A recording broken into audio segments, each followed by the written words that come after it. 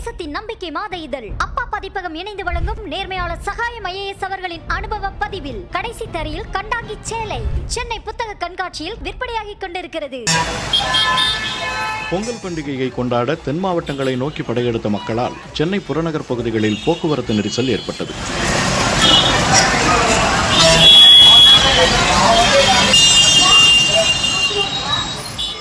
சென்னையிலிருந்து சொந்த ஊர்களுக்கு தங்கள் குடும்பத்தினருடன் இருசக்கர வாகனங்களிலும் கார்களிலும் அரசு மற்றும் தனியார் ஆம்னி பேருந்துகளிலும் நேற்றிரவு முதல் மக்கள் படையெடுக்க தொடங்கினர்.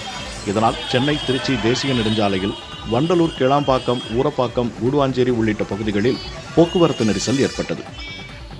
செங்கல்பட்டு அருகே பரனூர் சுங்கச்சாவடியில் போக்குவரத்து நெரிசல் ஏற்படாமல் தவிர்ப்பதற்காக 50க்கும் மேற்பட்ட போலீசார் பாதுகாப்பு பணியில் ஈடுபட்டனர்.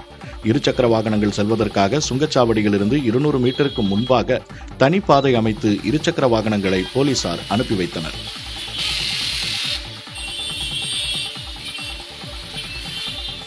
தாம்பரம் GST சாலையில் மாலை முதலே கடும் போக்குவரத்து நெரிசல் நிலவியதால் வாகனங்கள் அணிவகுத்து சென்றன.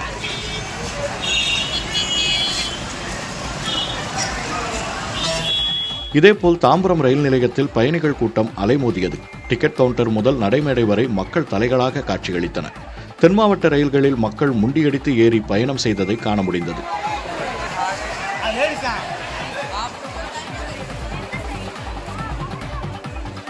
தேசத்தின் நம்பிக்கை மாத இதழ் அப்பா பதிப்பகம் இணைந்து வழங்கும் நேர்மையாளர் சகாயம் IAS அவர்களின் அனுபவ பதிவில் கடைசி தரையில் கண்டாங்கி சேலை சென்னை புத்தக கண்காட்சியில் விற்பனையாகிக் கொண்டிருக்கிறது.